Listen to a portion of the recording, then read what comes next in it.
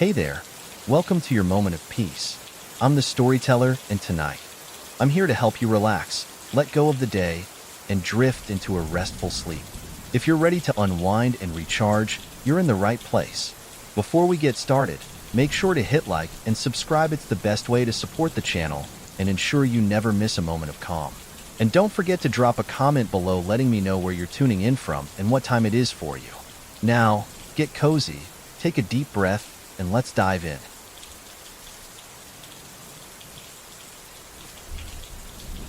David had always been drawn to the unknown, to places untouched by time, and to stories that promised discovery. As a photographer, he lived for the moments where light met shadow in the most unexpected ways. He sought the hidden corners of the world, the untouched caves, the ancient ruins, the deep forests, anything that would capture the eerie beauty of the unknown. This time, his destination was a cave. The cave had been mentioned only in whispers, a local legend passed down by the nearby village. Some spoke of it with reverence, others with fear.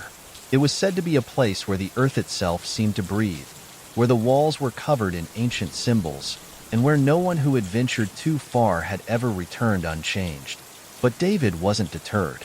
He was always searching for that perfect shot, the one that would capture not just the image, but the story behind it. He arrived at the cave entrance just as the sun was beginning to set. The air around him was cool, with the scent of damp earth and moss filling his nostrils. The cave's mouth was dark and inviting, a jagged maw carved into the rock face of a distant mountain. The entrance was narrow, its blackness stretching out beyond what the eye could see. David adjusted his camera bag and pulled his equipment from the car. His boots crunched against the gravel as he made his way toward the cave. The villagers had warned him to be cautious, but to David, warnings only fueled his curiosity. After all, there was no adventure without a little danger. He stood at the threshold for a moment, the darkness beyond seeming to reach for him. With a deep breath, he stepped inside, his footsteps echoing off the stone walls as he entered the cave. The air grew colder, and the faint sound of dripping water echoed in the distance.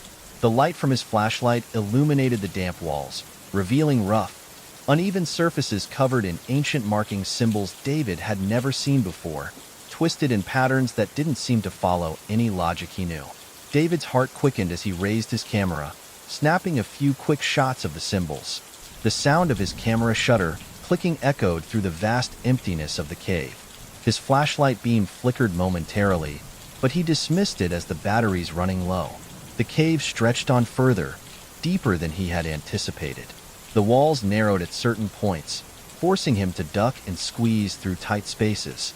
Yet, with each step, the allure of the unknown pushed him forward.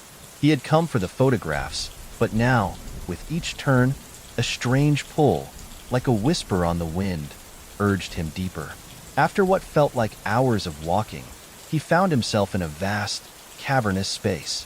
The ceiling of the cave arched high above him, vanishing into darkness. The air was thick with the scent of earth and old stone, and the sound of dripping water filled the silence. The walls here were different, smooth, almost polished, as if they had been shaped by hands long forgotten. David set his bag down, feeling a strange unease creep over him. He turned his camera towards the walls, the flickering light from his flashlight revealing intricate carving symbols and pictures that seemed to shift and change as the light moved across them. As he snapped another photo, he felt a sudden, sharp chill run down his spine. It was as if the cave itself was alive, watching him, breathing with him. A low rumble, barely audible, vibrated through the ground. David froze, his heart pounding. Was it an earthquake? A shift in the cave's structure? Or something else? The air felt heavier now, the silence pressing down on him. He turned, as if expecting something to emerge from the shadows. But there was nothing, only the faint drip of water, the flicker of his flashlight, and the strange carvings on the walls. His breath was shallow as he took a step forward, his curiosity overpowering his growing unease. As he explored further into the cave, the path narrowed again, and the oppressive darkness seemed to close in around him. The sound of his footsteps, the only company he had, grew louder with each step. The air felt thick now, heavier with the weight of the unknown. Suddenly, the beam of his flashlight caught something, a reflection, faint but unmistakable. A pair of eyes. David stepped deeper into the heart of the cave, his breath quickening as he marveled at the sights that unfolded before him. The air inside felt dense, like it held ancient secrets, and the eerie silence was almost suffocating. Every step echoed through the hollow chamber, the sound sharp and unnatural in the stillness. The cave widened around him, revealing an astonishing landscape of natural beauty. Stalactites hung from the ceiling like frozen waterfalls, their sharp, crystalline forms catching the dim light from his flashlight. The light danced off the formations, casting long, twisted shadows that made the walls appear to ripple and shift. The stalactites seemed to shimmer with a faint glow, as if imbued with a life of their own, like ancient sentinels standing watch over the hidden world beneath the earth. The floor was no less mesmerizing. Stalagmites rose from the ground like petrified fingers reaching up toward the ceiling. Some were smooth and rounded, while others had jagged edges, their tips sharp and crystalline. The formation stretched in every direction, some so tall they nearly touched the ceiling, others so delicate they seemed to be on the verge of crumbling. David raised his camera, eager to capture the wonder of the place. But as he aimed the lens, a strange sense of unease gripped him. Despite the beauty of the formations, the cave felt lifeless. The silence was deafening, pressing in on him from all sides. No wind, no sound of animals, no rustling of leaves from outside, just the steady drip of water falling from the stalactites. It felt as though the cave was holding its breath, as though it were waiting for something. Every photo he took, every click of the camera's shutter, seemed to disrupt the silence, making the cave feel even more distant, more alien. The light from his flashlight flickered slightly, casting strange, distorted shadows across the floor and walls, making the stones seem to move, as if the very walls of the cave were alive, shifting with some dark secret. The deeper he went, the more the cave seemed to tighten around him. The stalactites and stalagmites appeared to close in, narrowing the space, the air becoming thicker and more oppressive. It was as though the cave was alive and aware of his presence. A low hum, barely perceptible, seemed to vibrate through the air, and David could feel it deep in his bones. It wasn't a sound, not quite.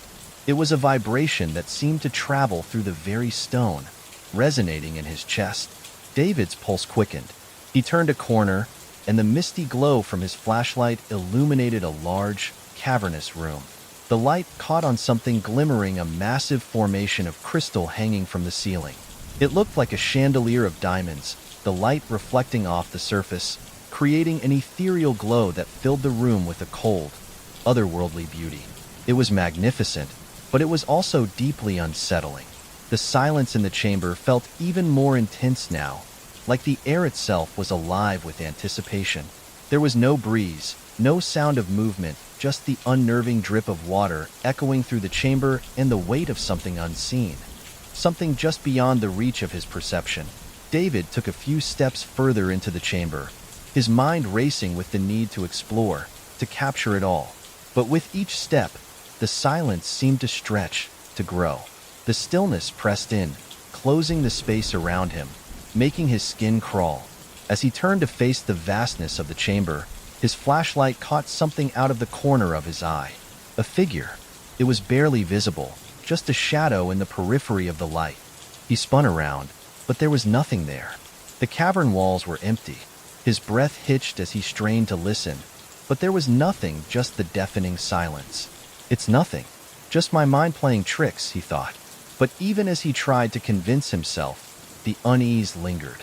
The vast, silent cavern, with its shimmering crystals and dark corners, seemed to have eyes watching, waiting.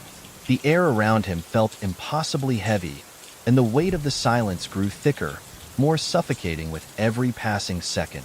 The beauty of the cave was undeniable, but it was a beauty that felt ancient, unwelcoming, and cruel. There was something more here, something hidden deep within the stone, something he wasn't meant to find. And yet, the deeper he ventured, the more he felt it. The presence, the watching eyes, the sense that the cave wasn't just a place, it was a living, breathing entity. The silence wasn't a void. It was a warning. David took another step forward, his camera in hand, the weight of the cave pressing down on him. The world outside the world he had come from felt far away now, like a distant memory. The further he went, the more the cave seemed to absorb him, swallowing him whole. And then, just as he was about to take another shot, the air around him shifted. The temperature dropped. The silence shattered. A sound, faint at first, but growing louder, scratching, scraping, something moving beneath the earth. A low, guttural growl echoed through the stone, reverberating in his chest. David's heart skipped a beat. He spun around, flashlight in hand, but there was nothing, just the towering crystals and the endless dark. The growling stopped, but the cave was still alive. It was waiting, and David was not alone anymore. David's heart raced as the hairs on the back of his neck stood on end. The growling, the unsettling vibrations through the stone, it was too much to dismiss as natural. He felt a shift in the cave, as if something had stirred beneath the layers of rock, something that had been dormant for far too long. His breath quickened as he gripped his flashlight, the beam trembling in his hand as he scanned the cavern once more.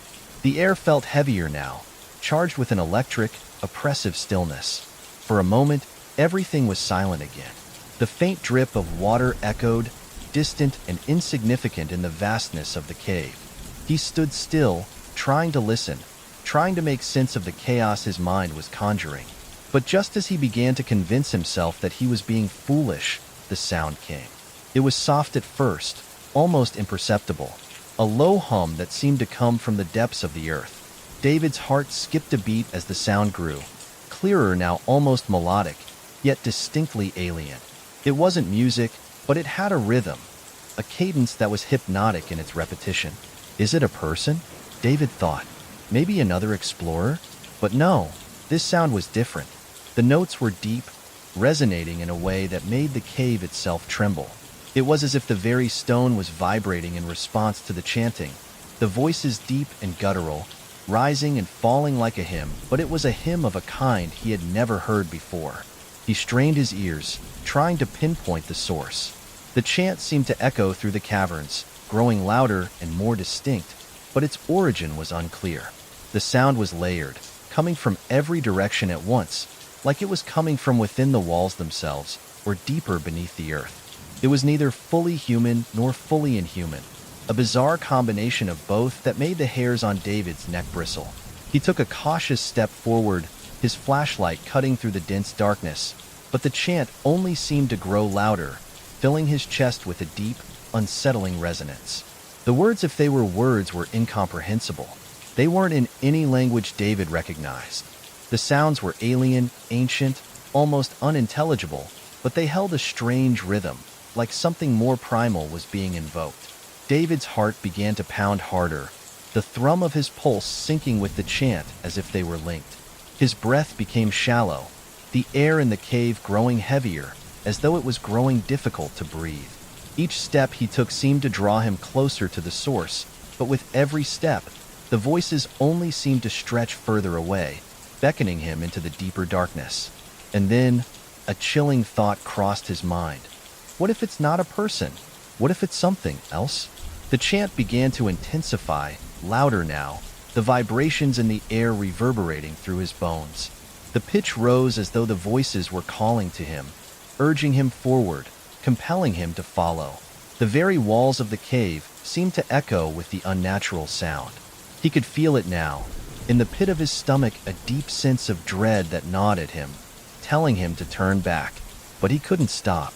His legs moved on their own, drawn toward the sound, like a moth to the flame. As he ventured further into the cave, his flashlight flickered and died. The darkness wrapped around him like a heavy, suffocating blanket. But even in the absence of light, the chanting was louder, more forceful. It was now a chorus of voices, rising and falling in perfect harmony, as if the cave itself was alive with them. David felt something brush against his skin. He whipped around, flashlight in hand, but there was nothing. His breath hitched as he felt the temperature drop. The air was thick, stifling, and the chanting continued, now more insistent than ever. He could hear it almost as if it were inside his head. a constant whisper that was both comforting and terrifying at the same time. Then, out of the corner of his eye, something moved. It was fleeting, a shadow that darted between the stalagmites. His heart pounded as he turned quickly, but there was nothing. The shadows seemed to twist and shift with the movement of the mist in the air, and yet, something wasn't right. The chanting continued, but now it was accompanied by the faint sound of footfalls, deliberate and heavy, echoing against the stone walls. David felt himself stop, rooted to the spot. The sensation of being watched crept up on him, suffocating in its intensity. The voices, those deep, guttural chants, seemed to pause, as if the very cave was holding its breath. A figure appeared in the shadows, tall and shrouded in mist, standing perfectly still just beyond his sight. The chanting resumed, louder now, swirling around him in the dark. David couldn't move. His mind screamed for him to run, but his body betrayed him, paralyzed with fear. The figure in the mist took a step forward, and for the first time, he saw its eyes, black, hollow pits that stared directly at him. A cold voice, deep and unnatural, echoed from the figure's lips. It was a language David had never heard, but it resonated through him, through the walls, through the cave itself. "You should not have come." David's breath caught in his throat as the darkness closed in around him, the chanting growing louder, more overwhelming, until it filled his entire being, drowning him in its ancient, inescapable call. David's mind raced as he stumbled back from the figure, his flashlight shaking violently in his grip. The chant, that deep, resonating hum, echoed in the cave, vibrating through his chest. The words, unintelligible yet somehow familiar, filled the air with an oppressive weight. He had always sought the unknown, always been drawn to places untouched by time. But this was different. This wasn't just an exploration, it was an intrusion. The mist in the cave seemed to grow thicker, swirling around him, suffocating him, pressing in from all sides. It wasn't just the air anymore. It felt like the very walls were closing in, the stone beneath his feet shifting, pushing inwards. He could feel it, they were watching him. He wasn't alone. David took a hesitant step back, but the ground seemed to shift beneath him. The flashlight's beam darted wildly, illuminating only the shifting shadows and jagged rock formations. The cave was changing, warping around him, as though it were alive, responding to his presence. Every crack and crevice in the stone felt like eyes, all turning toward him, all waiting. He swallowed hard, forcing himself to take another step. The chanting continued, faint but unmistakable, like a presence just beyond his comprehension. But now, it wasn't coming from the depths of the cave anymore. It was coming from within. It was inside him, in the pulse of his own blood, the beat of his own heart. The pressure mounted. It was subtle at first, an unshakable feeling at the back of his mind. Then it grew, slowly but surely, a quiet hum vibrating through his body. Every breath felt labored, each step heavier than the last, as though the cave itself was trying to keep him from moving forward. David paused, his head spinning as he tried to steady himself. The walls around him felt as though they were closing in, the air growing thick and stale. He tried to push the feeling away, to convince himself it was the cave's natural atmosphere, the darkness, the isolation. But he couldn't ignore it anymore. The pull, the sense that something was right behind him. With each step deeper into the cave, the weight on his chest grew. The chant, that strange, deep cadence, still echoed through the air, but it was no longer just sound. It was a presence pressing down on him, suffocating him with its ancient, unknowable force. His flashlight flickered, the beam weak and unreliable, casting distorted shadows that seemed to shift on their own. David spun around, his pulse racing as he thought he saw something move out of the corner of his eye. A figure, a shadow, shifting between the stone columns, vanishing as quickly as it appeared. His breath hitched in his throat, and the pressure around him tightened. His mind screamed at him to run, but his legs felt heavy, as if the very cave was pulling him down. The whispering chants grew louder. It was no longer just a hum. The voices were speaking to him, no, commanding him, urging him forward, deeper into the cave.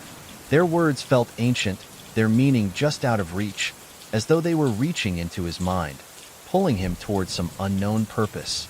The cold in the cave seemed to seep into his skin, freezing him from the inside out. He tried to steady himself, but the air was so thick now, so oppressive, that he could hardly breathe. His hands trembled, the flashlight slipping from his grasp. It fell to the ground with a soft thud, the beam pointing upward toward the cavern ceiling. For a brief moment, the room seemed to pulse, the walls vibrating with the steady thrum of the chanting. And then, the pressure cracked.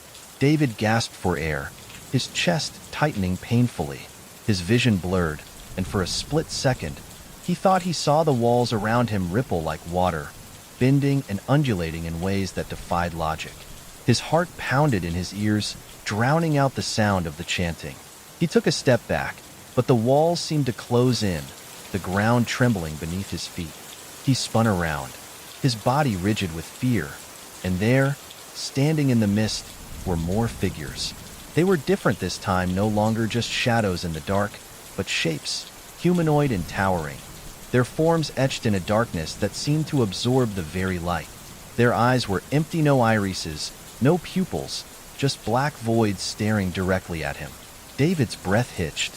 The walls pressed in on him, the weight of the cave squeezing his chest, the darkness curling around him like tendrils. He couldn't move. The figures didn't approach, but they didn't need to. They were everywhere now, watching him. Their presence was like a physical force, suffocating him, making it harder and harder to breathe. A cold, hollow voice filled his mind. "You shouldn't have come." The words were not spoken aloud. They were inside him, inside his head, vibrating through his very bones. He stumbled backward, his legs giving out beneath him as he fell to the ground. His heartbeat thundered in his chest, and he struggled to breathe, his lungs unable to fill with air. The figures in the mist took a step forward, their movements slow and deliberate, as though they were drawing closer, but they didn't need to touch him. The pressure around him intensified, closing in like a vice. The walls, the air, the ground, everything was pressing in on him. He couldn't move. His mind screamed for him to run, to escape, but his body betrayed him, frozen in place. The last thing David heard before everything went black was the chanting, louder than ever, filling his ears, filling his very soul. And then, there was nothing. David's mind was racing, trapped in a haze of fear and confusion. The pressure in the cave was unbearable, suffocating him with each breath. His heart was thudding in his chest, his hands trembling as he clutched the flashlight, the last remaining tether to reality in the oppressive darkness. The figures, those horrible shapes with eyes that seemed to pierce his soul, stood motionless in the mist, watching him, waiting for something. He wanted to run. His body screamed for him to flee, but he was paralyzed. The walls seemed to close in around him, the very air thick and heavy, pressing against him like the weight of centuries. The chanting, that haunting, deep hum, filled his ears, vibrating through his body like it was coming from everywhere at once. It was all-consuming. His legs gave out beneath him, and he collapsed to the cold, damp ground. His flashlight fell from his hands, its beam cutting a jagged path across the stone floor as it rolled away. In the flickering light, the shadows seemed to grow, shifting and twisting as if alive. David's mind felt like it was fracturing. The mist swirled around him, distorting everything, making it harder to breathe, harder to think. He couldn't understand what was happening, couldn't make sense of the swirling darkness and the figures that stood frozen, motionless, yet filled with an unbearable presence. Then, as if the cave itself had heard his thoughts, the air seemed to hum louder. The figures in the mist were closer now, their black eyes fixed on him. He could feel their gaze even though they didn't move. The walls around him seemed to pulse in time with the chant, as if the stone itself were alive, stretching and shifting. Desperation surged through him. His flashlight lay just a few feet away, its beam dimming but still faintly visible in the darkness. With every ounce of strength, David reached for it, his arm trembling as he extended his hand toward the light. His fingers brushed the cold metal of the flashlight, and he seized it, pointing the beam toward the figures. The light cut through the darkness, illuminating the cavern in brief, sharp flashes. It flickered, casting long, twisted shadows on the walls, but David could see now, as the beam moved slowly, that he was not alone. There was something else, a dark shape, moving just beyond the range of his flashlight's beam. The light caught it for only a split second, but it was enough. Something massive and shifting, its form blurred by the mist, seemed to be moving in the shadows. The shape was wrong, too large, too fluid, and yet it moved with the grace of something that was not human, not of this world. David's breath caught in his throat as the shape slithered just outside the beam's reach, its dark tendrils creeping along the stone floor like a living shadow. He could hear it now, the soft scraping sound, like claws dragging across the cave floor. The air grew colder, and the pressure around him intensified, as if the cave itself was pushing him closer to the thing that moved in the shadows. The flashlight's beam flickered again, and in that moment of dimness, the shape surged forward. It was fast, too fast for anything natural, and for a brief instant, the light caught its full form. A massive figure, humanoid but distorted, with long, ragged limbs and an impossibly large head. Its skin was black and slick, glistening in the faint light. Its eyes, if they could even be called eyes, were deep, hollow voids, absorbing the light around them as though they were trying to pull him in, draw him closer. The figure was right in front of him now, so close that David could feel its presence, like a weight pressing on his chest. It was watching him, and he could feel its gaze pierce through him, into the very core of his being. The chanting had stopped, replaced by the sound of his own heartbeat, thundering in his ears. David scrambled backward, his legs too weak to carry him. The flashlight shook violently in his hands as he pointed it directly at the creature, but it didn't react. It didn't move. It just stared, its dark form filling the space in front of him. The darkness around it seemed to twist and stretch, as if the very light from the flashlight couldn't reach it, couldn't touch it. His chest heaved with terror, and the cave seemed to breathe along with him, its walls closing in with every heartbeat. The creature's eyes glowed faintly, its presence suffocating, and then just as suddenly as it had appeared, it vanished.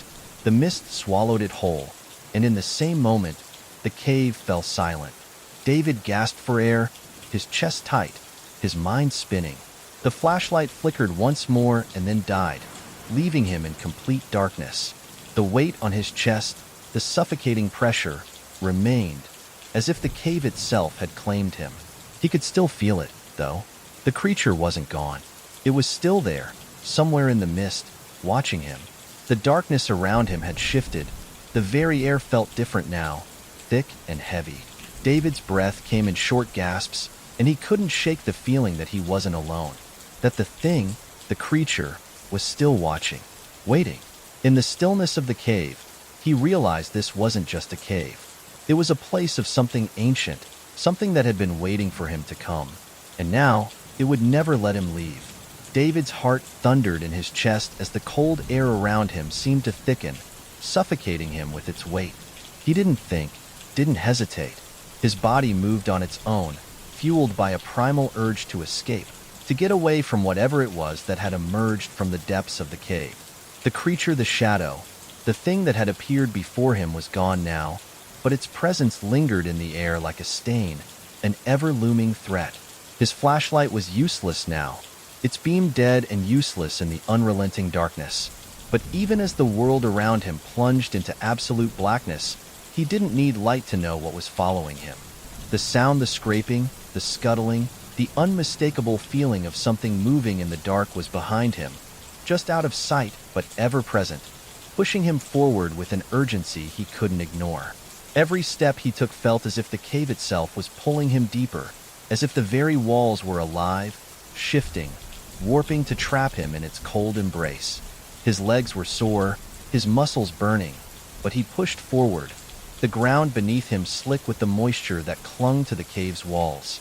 He could hear the distant drip of water, but it was drowned out by the rhythmic, pounding noise that followed him, like heavy footsteps, like claws dragging against stone, scraping ever closer. It's still there. David's mind screamed at him to keep moving, to keep running, but his body felt heavier with each passing second. The weight in the air, that suffocating pressure, seemed to drag him down, and he had to force his legs to move, one step after the other. His breath came in ragged gasps, filling his ears, the sound of his own panic overwhelming everything else. The sound grew louder, the scraping becoming sharper, more frantic, as if the creature, whatever it was, had started to run after him, chasing him through the pitch-black cave. His pulse surged, his senses heightened with terror as he sped through the tunnels, not knowing which direction he was heading but trusting only the instinct to escape. And still, the noise followed. It was always there, just out of reach, the scraping of claws on stone like a terrible echo in the darkness. David didn't dare look behind him. He didn't need to. He knew it was there, close, just a breath away, stalking him through the twisting corridors of the cave. His thoughts were a blur, focused only on one thing: escape. The air felt colder with every step, a biting chill that sank into his bones, numbing him. His foot caught on a rock, and he stumbled forward, his hands scraping against the cold walls for balance. His breath hitched as his heart skipped a beat. He had to keep moving. He had to keep going. Suddenly, the scrape of claws stopped. David froze mid-step, his chest rising and falling rapidly as he strained his ears. The cave was unnervingly quiet now. There was no sound, no movement. His blood ran cold as he turned his head, unable to shake the feeling that something had just stopped chasing him, to watch, to wait. And then he heard it. A low, guttural voice, deep, distorted, and impossibly far away. The voice was soft at first, like a whisper carried by the wind. "You cannot escape." David's skin crawled as the words reverberated through the cave, the air around him growing impossibly thick. He tried to push himself forward again, but his body felt frozen in place. Every inch of him screamed to run, to get out, but the very stone beneath him felt like it was pulling him back, dragging him deeper into the cave's suffocating heart. The voice spoke again, clearer this time. "Come closer." David's pulse raced as the words echoed in his mind, wrapping themselves around him like a vice. He shook his head violently, forcing his body into motion. The ground beneath him seemed to shift as he moved, like the cave itself was alive and unwilling to let him leave. He ran, heart pounding in his chest, the sound of his footsteps blending with the distant, echoing scrape of claws on stone. The voice followed him, its whispering words bouncing off the walls of the cave, growing louder, more demanding. "You cannot run. You belong to us now." The sound of claws scraping again filled the air, but this time, it wasn't just behind him. It was everywhere. The walls, the floor, the ceiling, all around him, the sound of something moving, closing in. The cave was alive, and David was trapped inside. His vision blurred, his thoughts jumbled, but the instinct to survive pushed him forward. With every step, the darkness seemed to grow thicker, the pressure around him more intense. His lungs burned, but he kept running, his footsteps pounding in the darkness, the scrape of claws always so close echoing in his ears. He didn't look back, but the sound of the pursuit never stopped. The cave was still there, waiting for him, and in the distance, through the relentless scrape of claws, he could still hear the faint whisper of the voice, calling to him. "Come closer." The chase would never end. David's breath came in ragged gasps, his heart pounding in his chest like a drum. His legs were burning with exhaustion, but the terror driving him forward kept his body moving through the darkness, through the never-ending corridors of stone. The mist, thick and suffocating, clung to him, the air cold and damp as it pressed against his skin, but nothing compared to the growing dread that clutched his mind. He didn't look back. He couldn't. The sound the claws scraping against stone, the low whisper of that voice was still there, lurking just behind him, trailing him like a shadow. It followed him through the winding tunnels, through the narrowing paths, the oppressive weight of the cave squeezing tighter with every step. "It's not real. It's not real," the mantra repeated in his mind, but it did nothing to quell the panic that surged through him. His mind screamed at him to keep moving, to keep running. He didn't know where the exit was, only that it was somewhere ahead, somewhere beyond the endless dark. Then, finally, after what felt like an eternity, He saw the faint outline of light at the end of the tunnel, the distant promise of the outside world. His pulse surged with a renewed sense of hope. He was so close. He could make it. He would make it. The last stretch of cave was nearly unbearable. The sound of his own footsteps echoed through the narrow passage, blending with the distant, echoing scrape of claws on stone. The voice, low, hollow, and growing louder, still rang in his ears. "You cannot escape." The words were clear now, not in the air, but inside him, inside his mind. His body ached, his lungs burned for air, but he pushed through, the light ahead growing brighter with each step. And then he burst out into the open. David gasped as the night air hit his face, the cool breeze rushing past him, and he stumbled into the clearing, his legs giving out beneath him. The moonlight bathed the forest in a soft glow, the world outside the cave feeling almost too peaceful in comparison to the nightmare he had just left behind. He lay there on the cold ground, gasping for breath, his eyes wide, trying to come to grips with the reality of his escape. For a few moments, he felt safe, free. The oppressive weight of the cave, the crushing silence, the haunting chants faded, replaced by the distant sounds of the forest, the wind rustling through the trees. He was outside. He was alive. But then, he heard it again. It was faint at first, barely audible, like a whisper carried on the wind. The scratching, the scrapping of claws. It seemed to echo from deep within his skull, vibrating in his bones, filling the empty space inside his mind. David's eyes went wide. He sat up, his heart racing, and looked around the clearing, his breath shallow. The forest was still. No movement. No sign of anything out of place. But the sound, that scraping, that voice, it was still there. "You belong to us now." The voice wasn't coming from the cave anymore. It wasn't coming from the air or from behind him. It was inside him, in his head.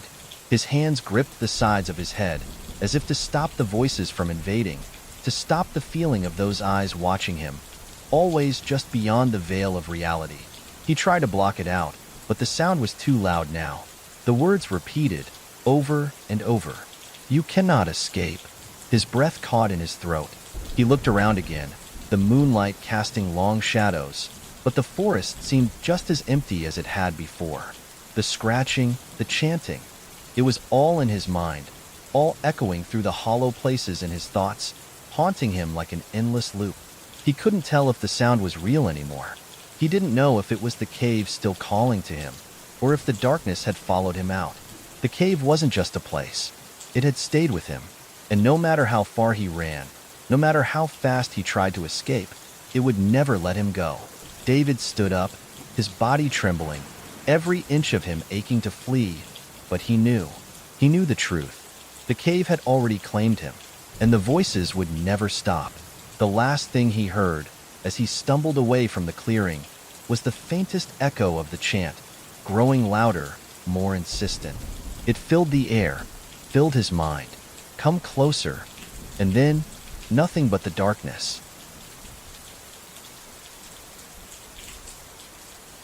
Emma pulled her car to a stop at the end of a narrow, winding dirt road, cutting the engine as she stared at the cabin ahead. It was small, rustic, and tucked deep within the woods, the towering trees around it forming a canopy that blocked out much of the afternoon sunlight. This was exactly what she'd been looking for: complete isolation. The past few months had been a blur of stress, deadlines at work, the end of a difficult relationship, and the suffocating noise of the city had pushed her to her breaking point. She needed to get away, to breathe, to think. The cabin had seemed like the perfect solution. No Wi-Fi, no neighbors, just the quiet hum of the forest. She stepped out of the car, stretching her legs and inhaling deeply. The air was cool and crisp, carrying the faint scent of pine and damp earth. The only sounds were the rustle of leaves in the gentle breeze and the occasional chirp of birds. It was almost unsettling how quiet it was compared to the constant hum of city life. Emma grabbed her bag from the back seat and approached the cabin. The wooden structure was older than she had expected, its weathered boards and moss-covered roof giving it an almost forgotten quality. A small porch with a single rocking chair overlooked the driveway, and the front door hung slightly ajar, as though welcoming her inside. She hesitated for a moment, the quiet pressing down on her like a weight. Then she shook off the unease and stepped inside. The interior was simple but cozy. A small living area with a stone fireplace took up most of the main room, with a kitchenette tucked into one corner and a narrow hallway leading to a single bedroom. The furniture was sparse: a worn couch, a wooden coffee table, and a bookshelf filled with dusty tomes, but it was exactly what Emma had hoped for. No distractions, just peace. Dropping her bag on the couch, she wandered through the cabin, running her fingers along the rough wooden walls. The bedroom was small but functional, with a neatly made bed and a window that looked out onto the dense forest. She could already imagine curling up there with a book and losing herself in the solitude. "This will do," she said aloud, her voice breaking the stillness. The first evening passed uneventfully. Emma unpacked her belongings, lit a fire in the fireplace, and made herself a simple dinner. She sat on the porch as the sun set, watching the shadows of the trees grow longer and listening to the distant rustle of animals moving through the underbrush. It was peaceful, exactly what she'd been craving. When night fell, the cabin grew impossibly quiet. The only sounds were the faint crackle of the dying fire and the occasional groan of the old wooden walls. Emma crawled into bed, pulling the heavy quilt up to her chin. She drifted off quickly, the exhaustion of the day lulling her into a deep sleep. But just before dawn, something woke her. It was faint at first, barely audible: a soft, rhythmic tapping. Emma opened her eyes, her heart skipping a beat as she lay perfectly still, straining to listen. The sound was distant, coming from somewhere outside the cabin. It wasn't the sound of an animal or the wind. It was deliberate. Tap, tap, tap. Her breath hitched as she sat up, her eyes darting to the window. The woods beyond were dark and silent, the trees casting long, twisted shadows across the ground. The tapping continued, steady and deliberate, sending a chill down her spine. She told herself it was nothing, probably a branch knocking against the side of the cabin, or some animal exploring the porch. She forced herself to lie back down, pulling the quilt tighter around her. But even as she closed her eyes, the sound lingered, echoing faintly in her mind. Tap, tap, tap. As the sun rose, the tapping stopped, leaving the cabin in an eerie silence. Emma told herself it was her imagination, a product of her overworked mind and the unfamiliar surroundings. But deep down, she couldn't shake the feeling that she wasn't as alone as she thought. The following morning, Emma woke early, the faint light of dawn spilling through the small window above her bed. She sat up and stretched, still feeling the heavy pull of the quiet that surrounded her. The air outside was cool and damp, and the forest, just beyond the cabin, was shrouded in a thick, rolling mist. It swirled and curled around the trees, wrapping them in a ghostly embrace. The mist was dense, so thick that it made the woods seem distant, like an endless sea of gray and shadow. She stepped out onto the porch, her boots crunching on the wood beneath her feet. The mist clung to her skin, a cool weight in the air that made her shiver slightly. The forest before her looked unreal, as if she had stepped into a dream or a forgotten world, where the usual sounds of nature were muffled and distant. Emma took a deep breath, inhaling the crisp, earthy scent of the woods. There was something almost eerie about the stillness, as though the mist had swallowed up all the usual sounds. The chirping of birds, the rustle of leaves, the occasional scamper of animals. It was unnaturally quiet, save for the soft, distant sounds that seemed to rise up from the ground itself. The air felt charged, as if something were just on the edge of her perception, waiting to be noticed. As she walked down the porch steps and onto the damp earth, the ground beneath her feet was soft, spongy from the moisture that had settled overnight. Her eyes moved slowly through the fog, unable to see more than a few yards ahead. The trees, tall and thick with age, stood like silent sentinels, their twisted branches reaching up into the mist, stretching like hands trying to grasp the air. In the distance, she heard the low hoot of an owl, its voice carrying through the fog in an oddly mournful way. But it wasn't just the owl. There was another sound, something more unsettling, an odd, rhythmic tapping, like the sound of branches being struck together. Emma paused, her eyes darting around. but the mist was too thick to make out anything clearly. Her heart raced a little as she stepped forward, trying to locate the source of the noise. The forest was alive with movement, but it was so muffled by the mist that she couldn't tell if it was the wind or something else entirely. Then, there was a low, guttural growl, so deep and raw that it seemed to come from the earth itself. It echoed through the trees, making Emma freeze in her tracks. The sound was strange, not like any animal she knew. It was deep and throaty, almost human. She glanced nervously over her shoulder, the hairs on the back of her neck standing on end. Another sound broke through the sharp snap of a twig, followed by a soft rustling, like something moving through the underbrush. Emma spun around, her pulse quickening.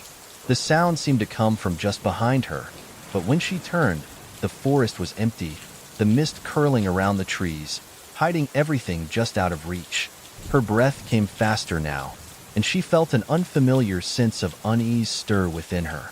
The forest, once calming and peaceful, now seemed almost alive. The sounds, the growls, the rustling, the tapping felt purposeful, deliberate, like something was watching her, moving just out of sight. The fog thickened, swirling around her as if it had a mind of its own, wrapping her in its cold, damp fingers. She took a step forward, the ground squelching beneath her boots. Her mind raced, trying to rationalize what she was hearing, what she was feeling. She told herself it was just the forest. The mist, the fog, it played tricks on the senses. But no matter how hard she tried to dismiss it, a deep, primal part of her felt something was wrong. Another growl echoed through the fog, closer this time. Emma's heart leapt into her throat, and before she could stop herself, she turned and bolted toward the cabin. The sound of her footsteps was drowned out by the increasing volume of strange, almost alien noises. The flapping of something large taking flight, the distant whisper of leaves being disturbed, and then just as she reached the porch, the unmistakable sound of something following her, just out of reach. She slammed the cabin doors shut behind her, her breath ragged as she backed away from the window, her eyes scanning the mist outside. The woods were silent once more, but that silence felt thick with something else, something waiting just beyond the veil of fog. The forest wasn't just a place of peace anymore. It was a place of secrets, and those secrets were starting to make themselves known. The next day, Emma tried to shake off the unease that had settled into her bones. The sounds from the night before, the growls, the rustling, the strange presence lingered in her mind, but she pushed them away. She was here to find peace, after all. The misty forest, the isolation, it all promised to be the perfect escape. As the morning stretched into afternoon, the sun began to break through the fog, though the mist still clung to the forest like a thick veil. Emma decided to take a walk. She needed to clear her head, breathe in the fresh air, and perhaps convince herself that the strange noises had just been her imagination running wild. The forest seemed to welcome her, quiet, still, and untouched by the noise of the world outside. She moved through the trees, their trunks thick and twisted, as she walked deeper into the mist.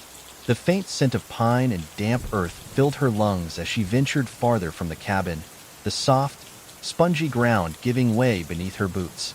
At first, everything seemed peaceful. The light filtering through the mist was ethereal, casting soft shadows on the ground as the trees reached up toward the gray sky. The sound of birds calling from high above was muffled, and the wind seemed to whisper through the branches, but nothing more. Yet as Emma moved forward, she began to notice something odd. The mist didn't seem to just hang in the air. It swirled, shifting as if something was moving through it. Emma paused, her breath catching in her throat, as she caught the faintest glimpse of movement in the fog ahead. At first, she thought it was her eyes playing tricks on her shadows in the mist, drifting like smoke. But as she focused, she saw them more clearly. Figures. At least, that's what they seemed to be, shapes, moving slowly through the thick fog. They were humanoid in form, tall and indistinct, like shadows that didn't quite belong to the trees around them. Emma's heart skipped a beat as she stared at the figures, her body frozen in place. They didn't come any closer, but they were unmistakably moving slowly and deliberately, as though they were walking just at the edge of her vision. There were no distinct features, no faces, no clear outlines. Just figures, their forms bending and shifting as they passed between the trees, barely visible in the shifting mist.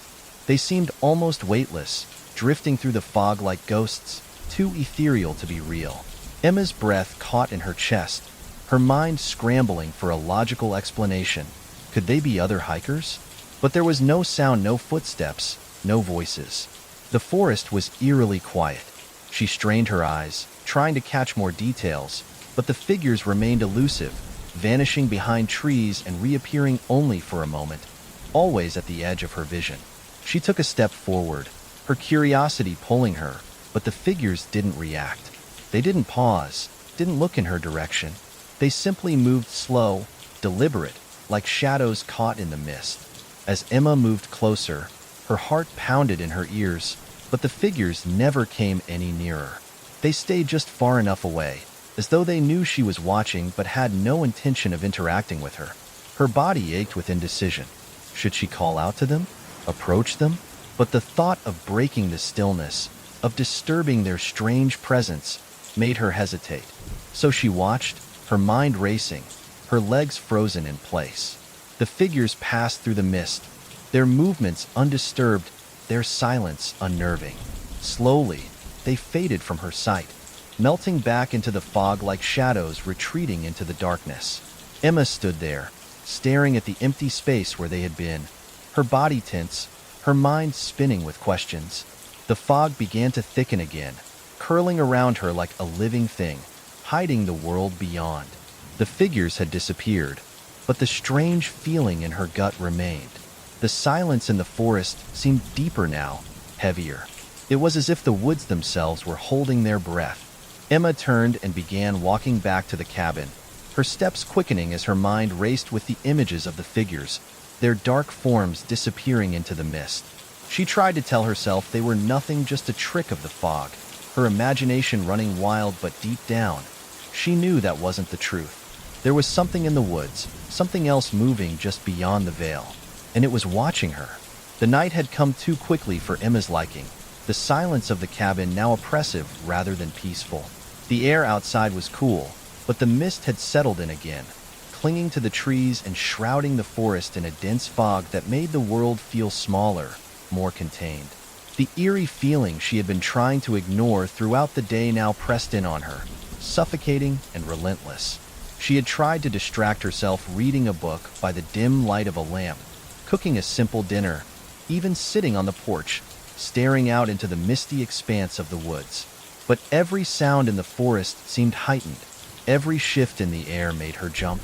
She couldn't help but feel as though the woods themselves were watching her. When she finally retired to bed, the heaviness of the night still hung in the air. She lay in the dimly lit room, the soft creak of the cabin settling around her, the distant howls of wind outside mingling with the rustling of trees. Despite the warmth of the blankets, she couldn't shake the coldness that had settled in her chest. She tried to close her eyes, tried to sleep, but every time she drifted toward the edge of slumber, she heard it. A faint scratching. It was almost imperceptible at first, like the sound of branches scraping against the cabin's roof in the wind. But then it came again, louder this time, scritch, scritch, scritch like claws dragging across wood. Emma's heart skipped in her chest, her eyes snapping open. The sound wasn't coming from the trees. It was above her, on the roof. She lay still, listening, her pulse quickening as the scratching grew more distinct. It wasn't the wind. It wasn't natural. There was something deliberate about it, like something was moving up there, dragging its nails across the roof, scraping the wood in slow, rhythmic intervals. Scritch, scritch, scritch. She pulled the blanket up tighter around her shoulders, trying to ignore the cold that seeped into her skin. Every time the scratching stopped, she found herself holding her breath, praying for silence. But then it would start again, persistent and unnerving. She turned over in bed, her mind racing as she tried to rationalize the sound. It's just an animal, she told herself, her voice shaking in the dark. A raccoon, maybe, or a possum. There's no reason to freak out. But the longer the sound continued, the more unsettled she felt. No animal, nothing natural scratched at the roof like that. And it wasn't stopping. The rhythmic scraping persisted, growing louder, faster, as though whatever was up there was moving more frantically, more aggressively. Emma bolted upright, her heart pounding. She grabbed her flashlight from the bedside table, flicking it on and shining the beam toward the window. The fog outside was so thick she couldn't see a thing. The woods were hidden in the mist, leaving her with only the sounds that filled the cabin. Then, as if on cue, the scratching stopped. Emma held her breath. Silence. But it wasn't the relief she expected. The quiet was thick, suffocating, like the calm before a storm. Then, in the stillness of the room, she heard it.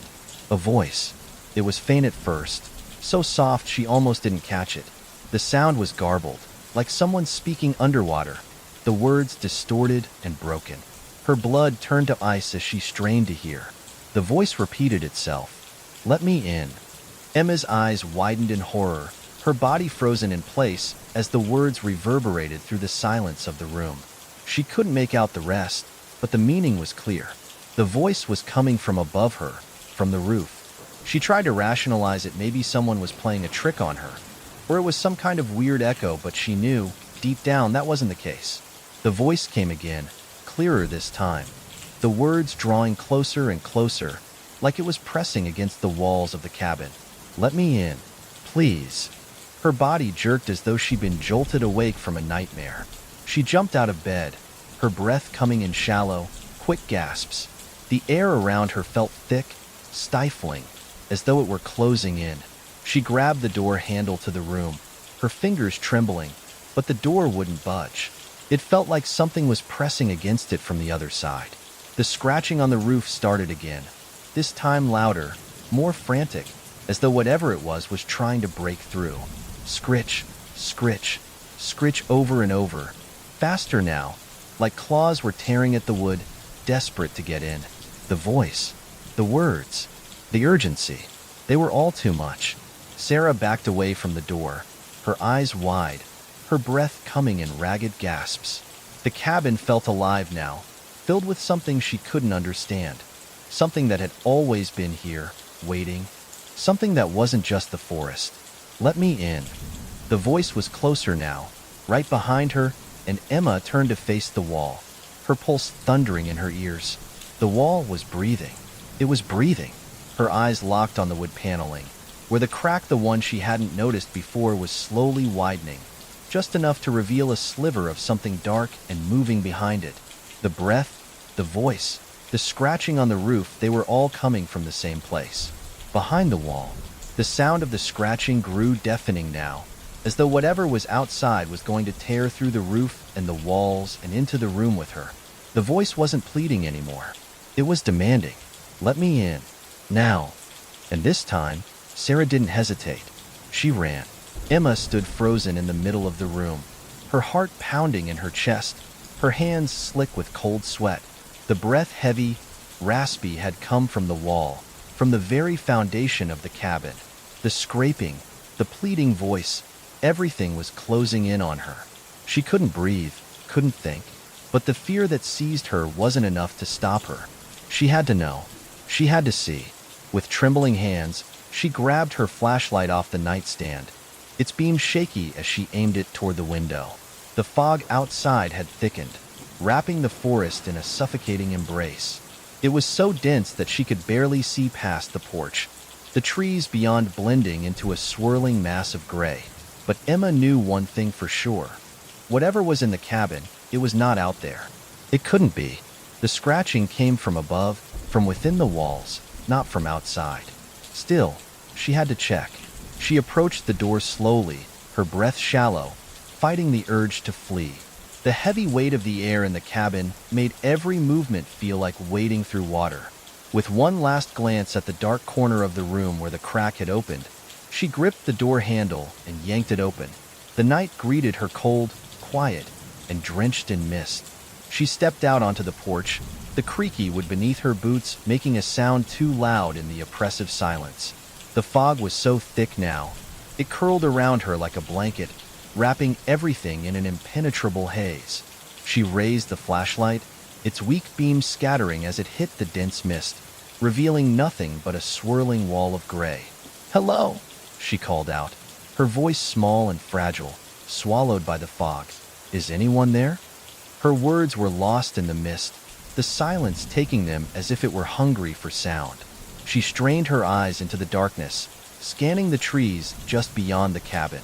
The outlines of branches twisted in the wind, their shapes barely visible. The forest felt like a living thing, breathing with her, watching. Nothing. No one. She stepped down from the porch, the wet ground cold against her boots as she made her way toward the edge of the woods. The flashlight's beam cut through the fog, but it seemed to bend around the trees and vanish. Her breath misted in front of her as she moved forward, her pulse quickening with every step. A twig snapped behind her. Emma whirled around, her heart leaping into her throat, but saw only the swirling fog.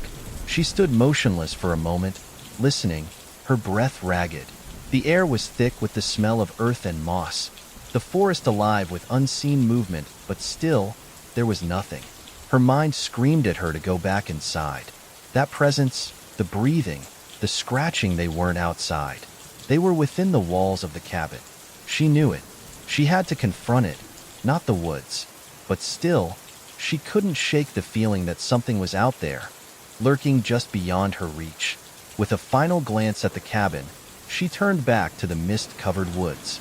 The fog was now so dense that it seemed to close in around her, muffling everything but the sound of her own breath and the pounding of her heart. The feeling of being watched came again, the weight of invisible eyes pressing on her from all sides. She stepped back toward the cabin, but just as she reached the door, a faint sound caught her ear. Not the breathing, not the scratching, but something else. Footsteps, deliberate and slow, moving behind her in the thick fog. She spun around again, but saw nothing. The forest was empty, the trees silent. Her breath quickened, the air thick with panic. "Is someone there?" she asked, her voice barely above a whisper. But the footsteps didn't stop. They came closer, moving toward her with purpose, but still, there was nothing to see in the swirling mist. Emma's chest tightened, the feeling of terror now overwhelming her. Whatever was out there, it wasn't visible, couldn't be. The fog kept it hidden, wrapped in shadows. With every step, the presence felt nearer. She turned back to the cabin, her hand trembling as she reached for the door handle. But before she could open it, a voice broke through the silence. "Let me in." It was the same voice, distorted and ragged, as if it had crossed the distance from inside the cabin to the woods. It wasn't just a whisper, it was a demand.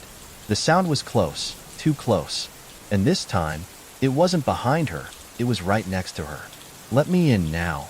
Her breath caught in her throat as she spun around, her flashlight aimed at the spot where the voice had come from.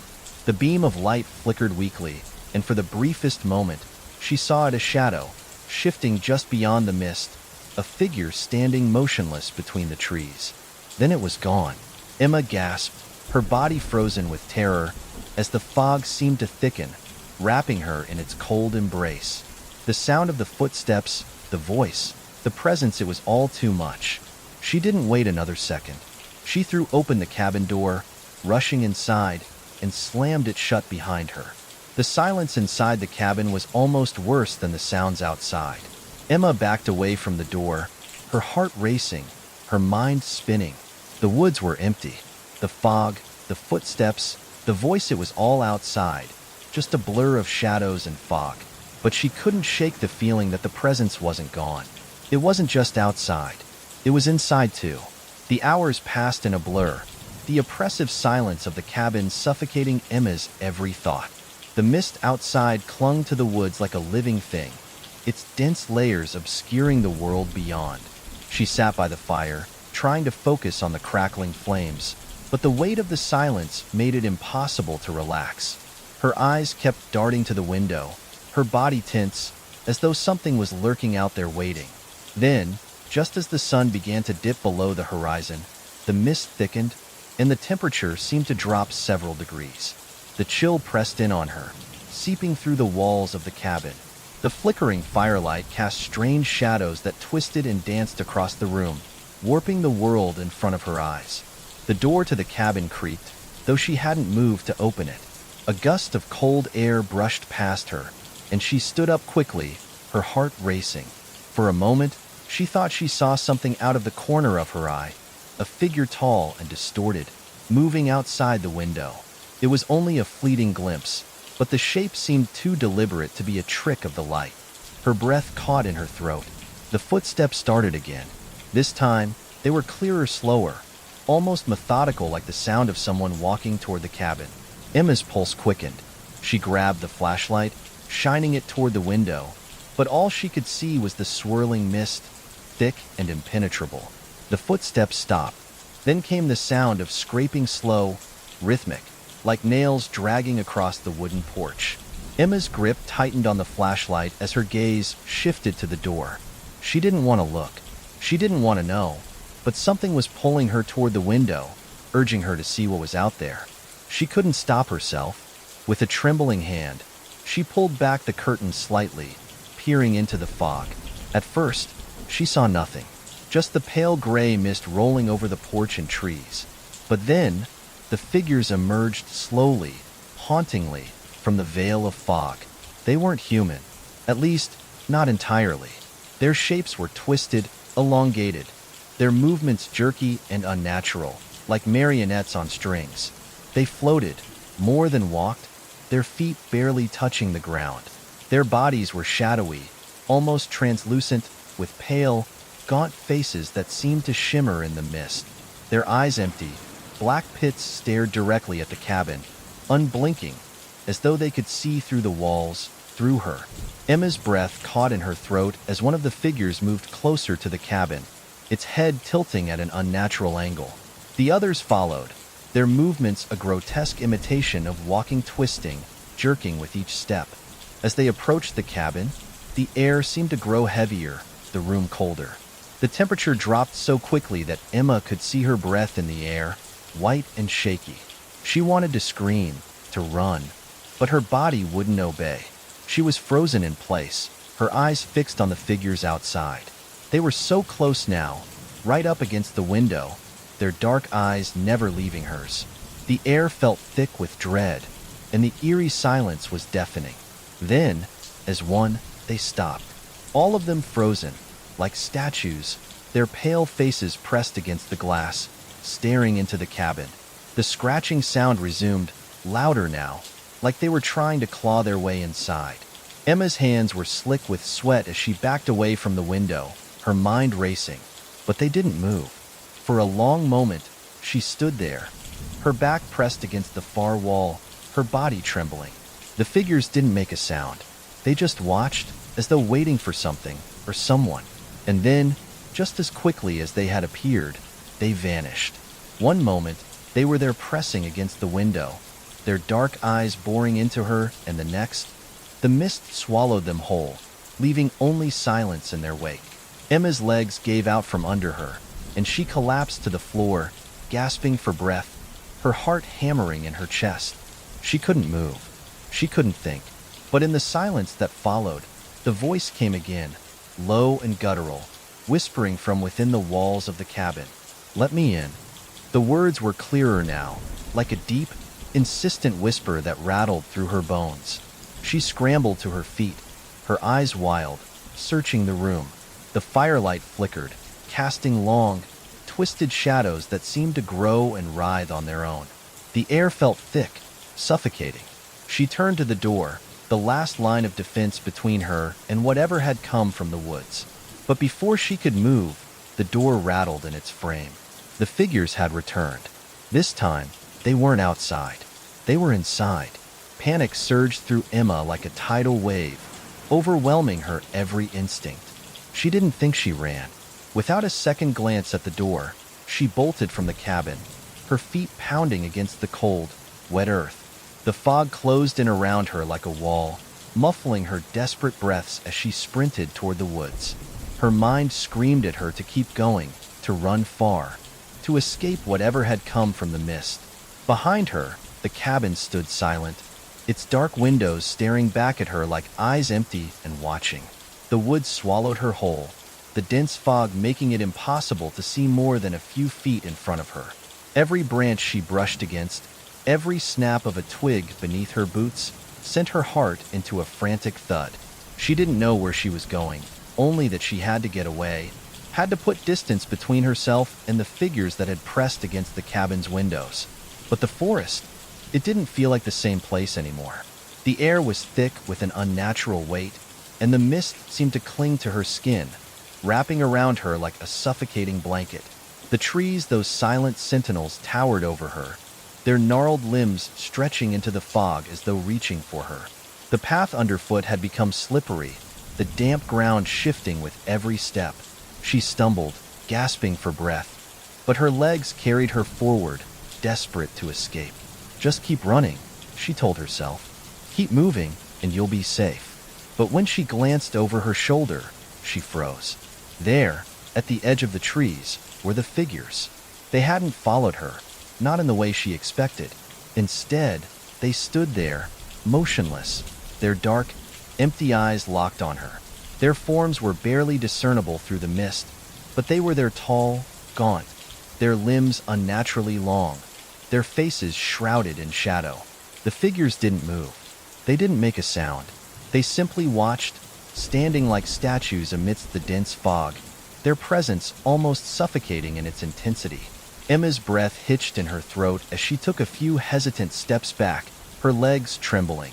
She turned away, forcing herself to keep moving, but the sound of the footsteps from the figures began to echo through the mist, slow and deliberate. It wasn't the sound of them chasing her, but something more deliberate. They were walking, yes, but they weren't following. They were staying at the edge of her vision, at the edge of the trees, watching her every move. She had to look back. Her heart skipped a beat when her gaze landed on them again. The figures hadn't moved an inch, they stood motionless. But now, it felt like they were even closer. They were waiting for something, waiting for her. The mist around them seemed to part slightly, their forms more visible now, tall and skeletal, their eyes glowing faintly in the soft gray light. Emma's pulse raced as she broke into a full sprint, her breath ragged, the world around her spinning. She didn't dare look back again, not until she reached the edge of the forest. She finally broke through, gasping for air, as the fog began to thin. She could see the road now, just ahead, the headlights of her car dimly visible through the mist. Without thinking, she raced for the car, fumbling for her keys in her pocket, her hands shaking uncontrollably. When she finally yanked open the door and slammed it shut, she locked the car doors, her body slumped against the seat in exhaustion. The fog outside seemed to press against the car windows, like a living thing, swirling and shifting in the faint light. She sat there for what felt like hours, just breathing, trying to calm the panic that still gripped her chest. She told herself it was over, that she was safe now, that the figures couldn't reach her in the car. But when she dared to glance out the window, she saw them again. The figures. They were standing between the trees, perfectly still, their empty eyes fixed on her. They were waiting. She had escaped the cabin, but the forest still watched. The figures didn't move, didn't advance, but they didn't need to. They were always there, just beyond the veil of mist, following her without chasing, watching without blinking. And Emma knew, deep down, that no matter how far she went, they would always be waiting for her. In the mist.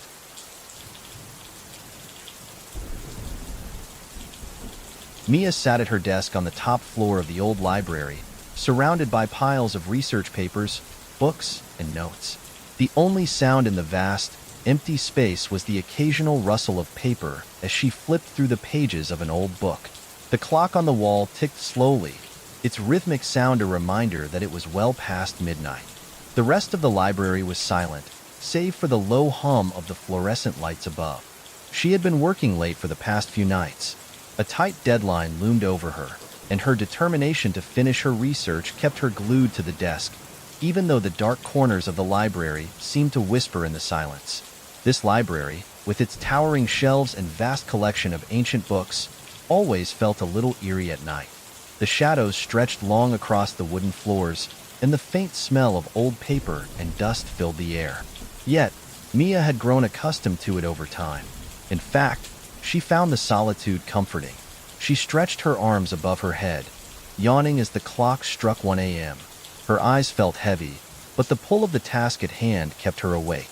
Mia glanced around at the rows of bookshelves that towered around her like silent sentinels. The top floor of the library, where she worked, was the quietest and least disturbed. The windows were tall, offering a sweeping view of the empty streets below, bathed in the pale light of the street lamps. The library was isolated, perfect for someone like Mia, who craved peace and solitude. Most of the other students had long since gone home, and only a few stragglers worked quietly in the dim light of the lower levels. Mia liked it this way.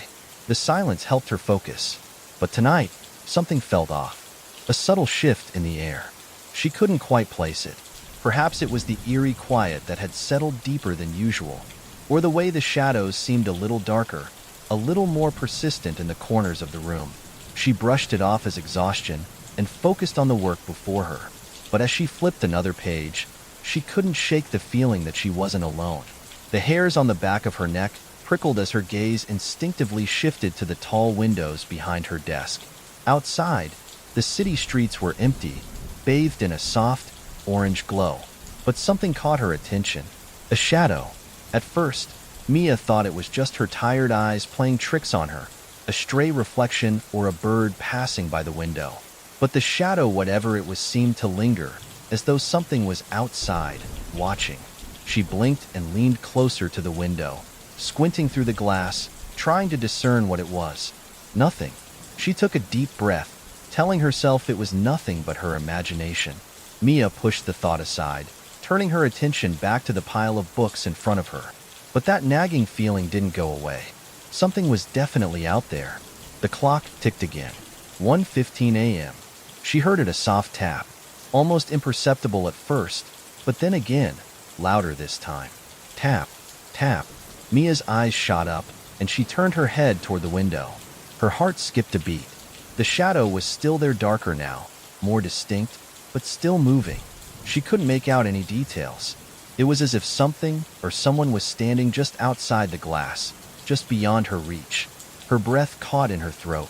She wasn't sure whether to look away or get up and investigate. Her body froze, her mind racing, but she couldn't tear her eyes away from the window. Then, she saw it. A face. It appeared slowly, just at the edge of her vision, pressed against the glass. Mia's pulse raced, her skin going cold as she stared at the face, pale, distorted, and eerily still. It seemed to be watching her, its features twisted in an unnatural way, the eyes wide and unblinking. Her mind screamed at her to move, to get up, to run. But she couldn't. She couldn't tear her gaze from the face outside the window. So close, yet so far. The face was pressed up against the glass, almost as if it were trying to get in, trying to break through the barrier that separated them. The silence in the room was deafening. The shadows seemed to deepen, stretching across the walls, swallowing the room whole. Tap, tap. The face didn't move, didn't blink. It just stared, frozen in place. The seconds dragged on like hours. Mia's breathing grew shallow, her hands cold and clammy, her body paralyzed by fear. She opened her mouth to scream, but no sound came out. Her throat felt tight, constricted. Suddenly, the face pressed harder against the glass, and Mia could see the features more clearly, the lips pulled back in a grotesque, twisted smile. It wasn't just watching her now.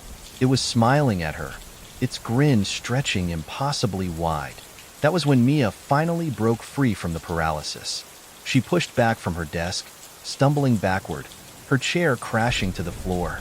She ran for the door, her heart pounding in her chest, her mind consumed with the terror that something was standing just outside the window. She slammed the door behind her, heart racing, taking a moment to collect herself.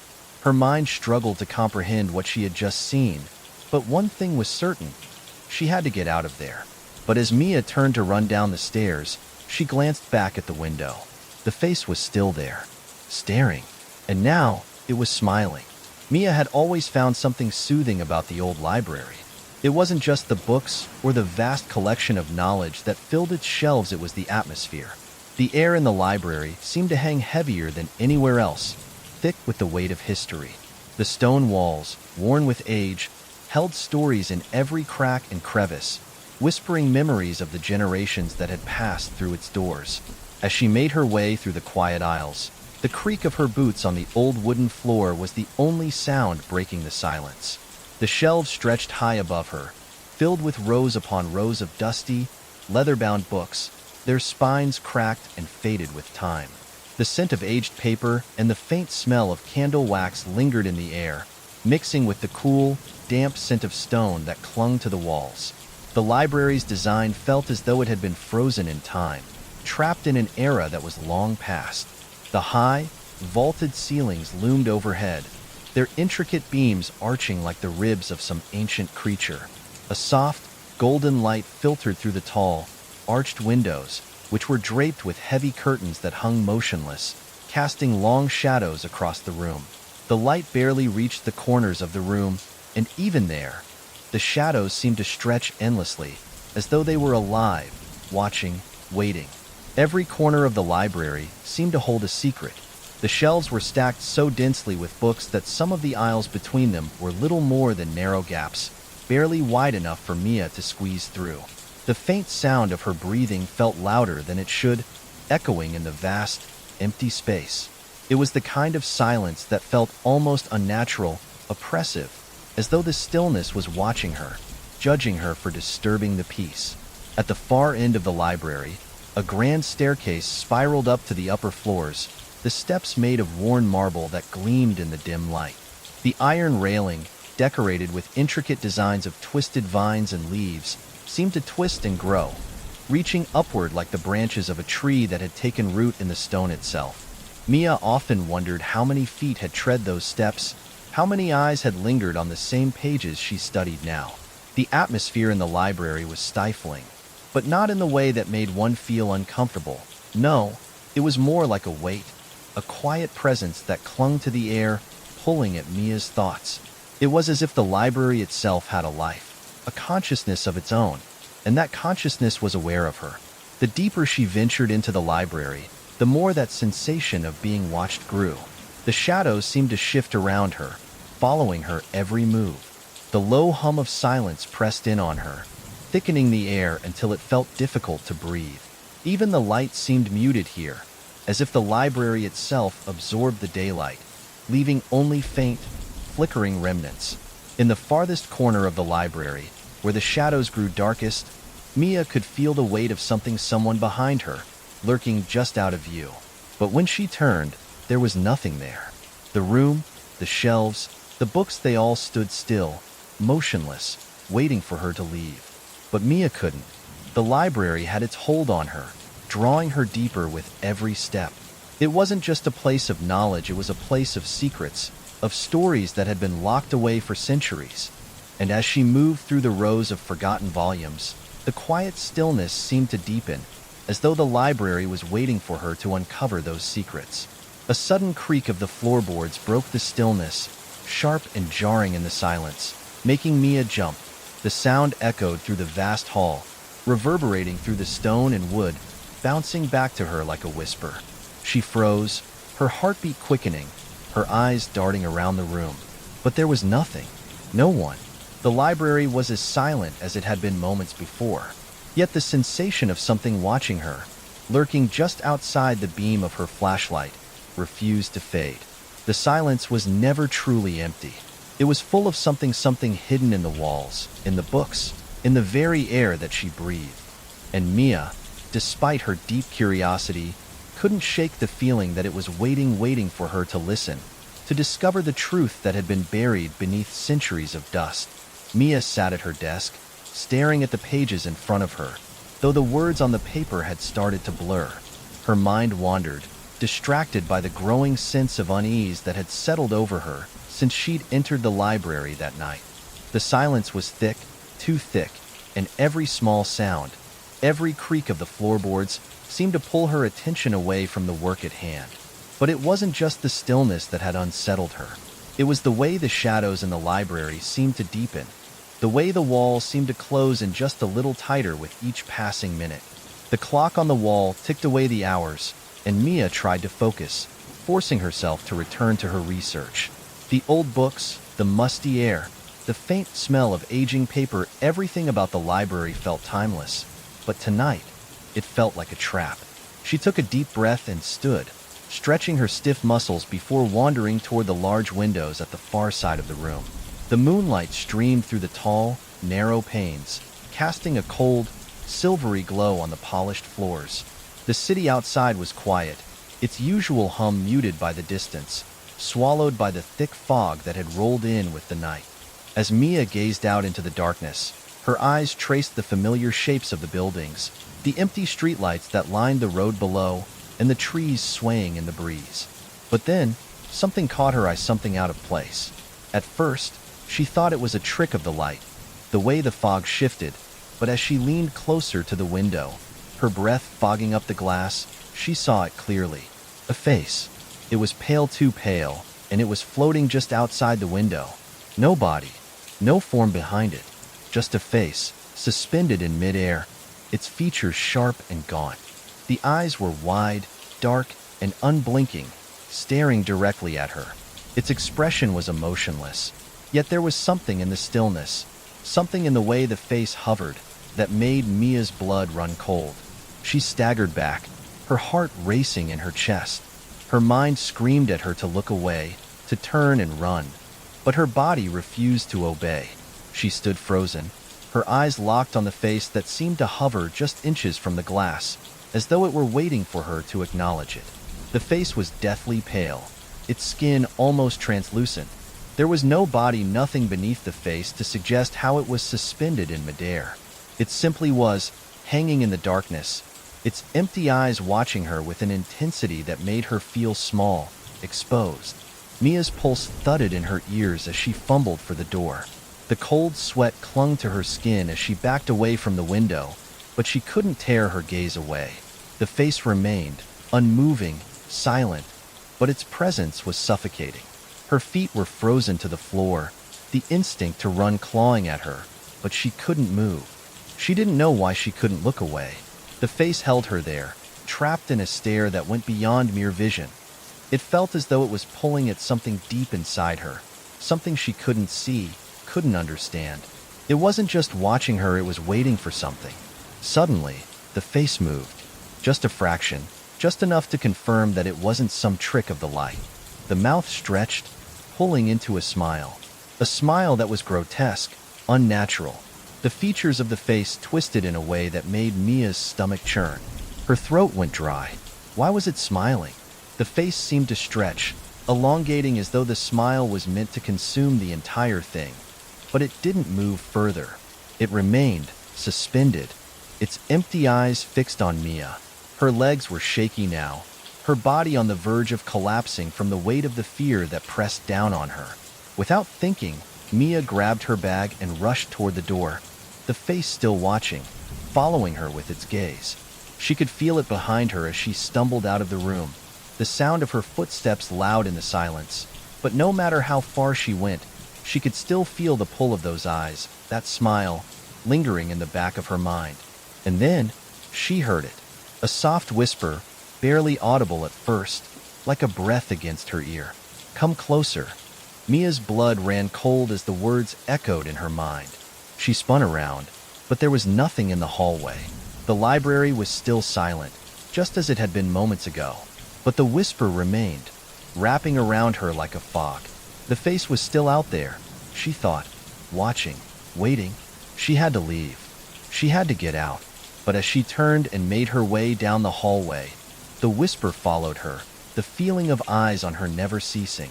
And somewhere, deep in the shadows of the library, the face remained.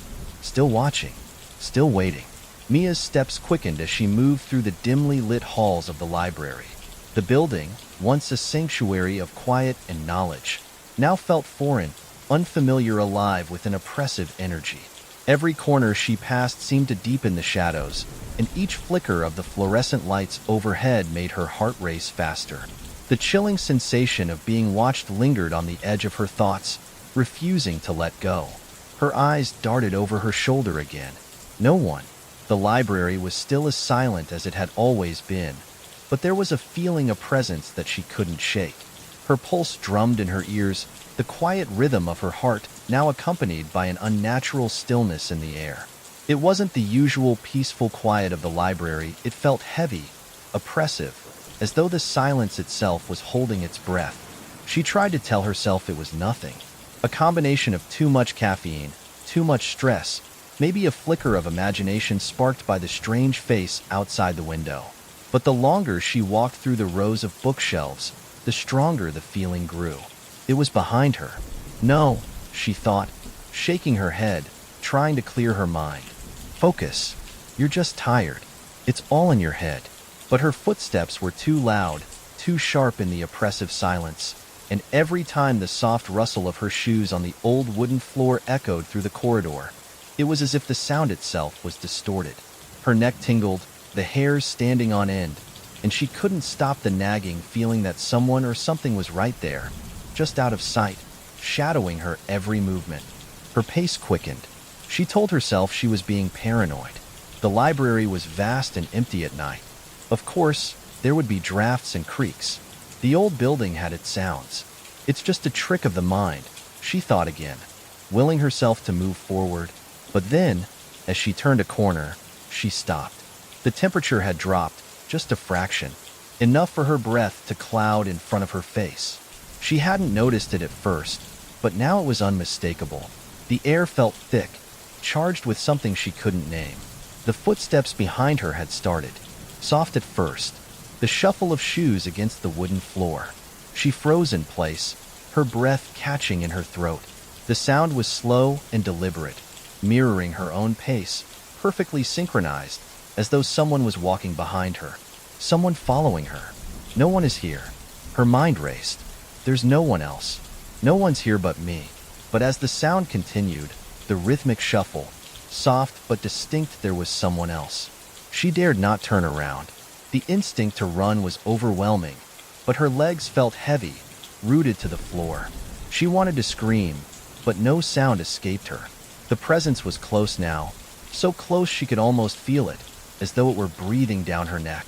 Another step, then another. The sound was too precise, too close to hers to be a coincidence. Her hands clenched into fists, nails digging into her palms. She slowly, cautiously, reached into her bag and pulled out her phone. The flashlight. She flicked it on, shining it into the dark corner of the library where the presence seemed to linger, but nothing. Nothing but the empty, looming shelves. The stillness in the air remained unbroken, but the feeling didn't disappear. She could feel it was there, right behind her, its gaze pressing into the back of her skull.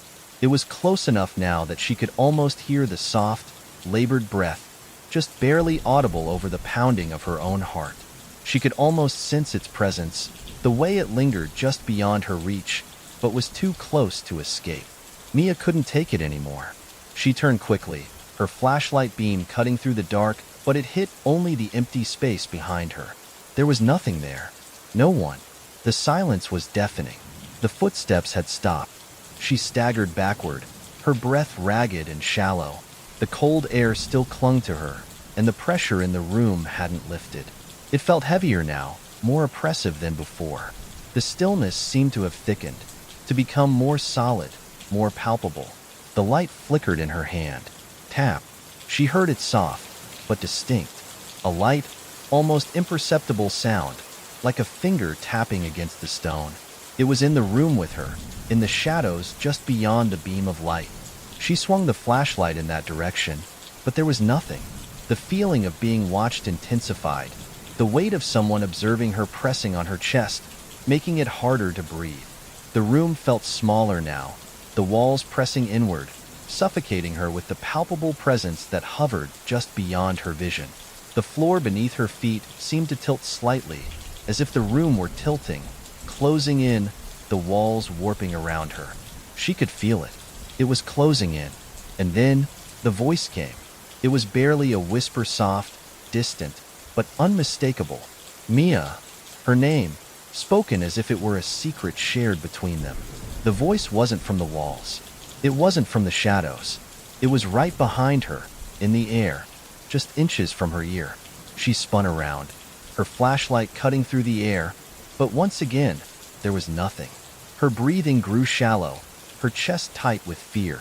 She backed toward the stairwell, heart pounding, eyes frantically searching the shadows. But there was still no sign of anyone else. The presence was there, she knew it was there, but she couldn't see it. It was always just out of sight, just behind her, watching her every move. The pressure of being watched, of being followed, was too much to bear. She turned and ran, the sound of her footsteps louder now, echoing through the hallways, only to be answered by the soft, rhythmic shuffle of steps behind her, following her every move. But no matter how fast she ran, she couldn't escape it. Mia's pace quickened as she raced down the corridor of the library, her heart pounding in her chest. The oppressive weight of the atmosphere pressed down on her like a physical force, thickening the air and making each breath harder to draw. The feeling of being followed hadn't subsided, and with every passing second, it only intensified. It was as though the shadows themselves had taken on a life of their own, following her, drawing closer with every step. As she reached the stairwell, Mia's foot hit the first step with a resounding thud that echoed through the empty space. Her eyes darted upward, scanning the high ceiling for any sign of movement, but it was just the same empty, silent. The fear, however, remained, its grip tightening around her throat. She stumbled, reaching for the banister, her fingers grazing the cold, worn metal. But then she froze. A flicker. The mirror. A large, ornate mirror hung on the wall beside the staircase, its frame old and gold, reflecting the dim light of the hallway in its polished surface. Mia hadn't noticed it before, but now, as her eyes were drawn to it, she could see something. Someone. A face. Her pulse spiked as her eyes locked onto the reflection. The face in the mirror wasn't hers. It was pale, twisted, its features distorted in a grotesque, silent scream. The eyes wide, unblinking, were locked onto her own, their black depths swallowing all the light. The skin was almost translucent, stretched thin over the hollow bones of the skull, as if it were merely a mask, nothing beneath it. Mia's breath caught in her throat. She took a shaky step backward, her gaze never leaving the mirror, but the figure didn't move. It didn't blink. It didn't show any sign of life, only that horrid, unyielding stare. The reflection remained still, its presence more real than the room around her. She blinked. For just a moment, she thought the figure might have disappeared, but when she opened her eyes, it was still there, frozen in place, watching her with an intensity that sent chills down her spine. She glanced away, trying to convince herself it was just her imagination, but the moment she looked back, the face remained. It was as though the glass had absorbed it, trapping it in an eternal moment of quiet terror. Something stirred behind her. Mia's heart lurched in her chest, and she spun around quickly, her breath shallow and ragged. But there was no one there. The hallway was empty. The silence around her was deafening. She turned back toward the mirror, half expecting the face to be gone, but it was still there, unchanged, staring. The air in the room seemed to shift, growing colder, the shadows deepening around her as if they were pressing in. The walls seemed to close in, and the mirror reflected a room that didn't quite exist. It was as though the reflection itself had become another world, and the face within it was an entity, alive within that space, watching her, waiting. Mia took a step toward the mirror, drawn inexplicably toward it, her hand trembling as she reached for the glass. The chill from it seeped into her skin as her fingers hovered inches from the surface. She couldn't stop herself. Then, with a sound that made her blood run cold, the figure in the mirror smiled. It was a smile that didn't reach its eyes, a twisted, unnatural expression that stretched across the face, its mouth curling into a jagged grin that seemed to split the pale skin. The smile was wrong. It was grotesque. It was as if the face was mocking her, toying with her, enjoying her fear. The sound of a door slamming shut echoed through the library. Startled, Mia jerked away from the mirror, her breath ragged as she spun around, her heart racing, her hands slick with cold sweat. She was no longer in control of her own movements. Her feet moved before her brain could process what was happening. She had to get out, had to leave. But as she bolted toward the door, her eyes flickered toward the mirror one last time. The reflection had changed. The face was no longer just staring at her, it was following her, its gaze tracking every movement, and in the mirror, her own reflection no longer matched her actions. It was moving on its own. The face was grinning, and behind it, in the darkest corner of the reflection, the figure moved. The mirror was no longer just a reflection. It had become a window into something else, something far more terrifying. The door slammed behind her as she ran down the staircase, but in the silence that followed, Mia could still hear the faintest echo of a laugh, hollow and cold, as though it was coming from the very walls of the library. Mia's heart pounded in her chest as she rushed down the stairwell, her footsteps pounding against the old stone steps, echoing through the silence of the library. Her breath came in shallow gasps, panic surging through her veins with each step. The oppressive weight of the air around her seemed to press harder, suffocating her as she made her way toward the exit. She had to get out. Now. Her fingers shook as she fumbled with the heavy brass handle of the library's front door. The cold metal sent a jolt of panic through her as she yanked it open, the ancient hinges groaning in protest. She burst into the night air, the cool breeze rushing against her face, washing away the suffocating feeling that had clung to her inside. For a moment, the outside world felt like a distant, peaceful haven, quiet, still, and free from the fear that had gripped her in the library. She had escaped. She had to have. But even as she stood on the steps, gasping for air, the feeling of dread didn't fade. It lingered deep in her chest, a persistent weight that clung to her like a shadow. The sounds of the city, distant traffic, the occasional hum of a car engine seemed too far away, muffled by the dark silence that hung in the air. The streets were empty, the fog from earlier still lingering in the night. The world felt unreal, a distorted version of itself, as if something was out of place, wrong. Mia's eyes darted around nervously, half expecting to see something watching her from the shadows of the alleyway or the street lamps. Her pulse didn't slow. It only seemed to quicken, thudding in her ears as her gaze flicked back to the library door. The library, that place. She could still feel the presence, the face in the mirror, its twisted grin, as if it was watching her even now. Taking a shaky step away from the building, Mia broke into a jog, her mind racing, her legs aching with the effort.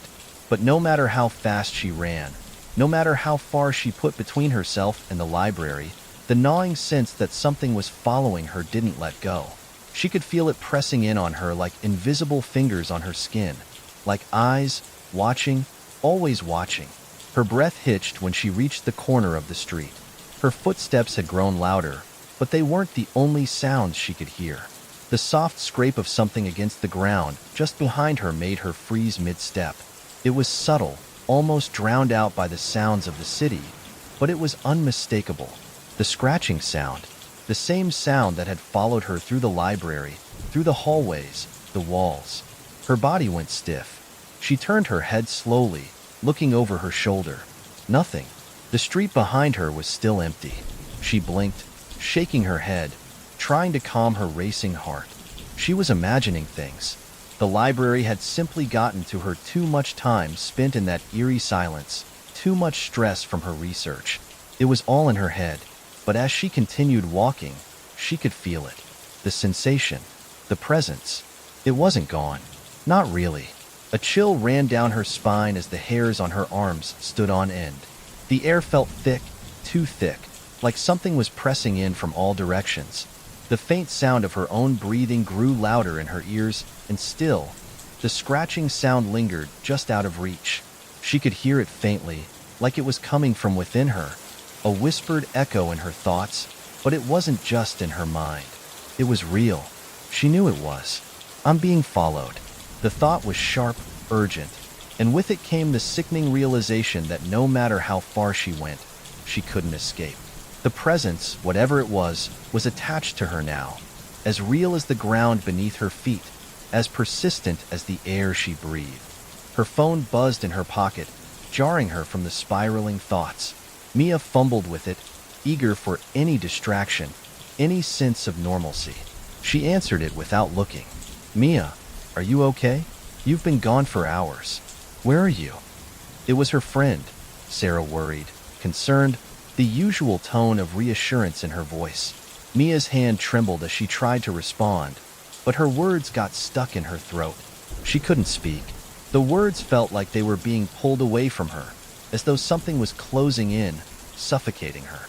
She opened her mouth to speak, but only a breathless whisper escaped. I'm outside, but I can't. Suddenly, the line went dead. The phone cut off, and Mia was left with nothing but the silence of the night and the deep, gnawing feeling that she wasn't alone. I'm not alone. The thought echoed in her mind as her breath came in shallow gasps. She turned to look around once more. The streetlights flickered in the fog, casting long, distorted shadows along the pavement. But there just behind her, in the faint glow of a street lamp, she saw something. Or rather, someone. A figure. It was standing at the far end of the alleyway, hidden in the shadows, its outline indistinct, but she could feel its presence. The same presence from the library. The same eyes. Watching. Mia took a step back, and the figure took a step forward. She ran.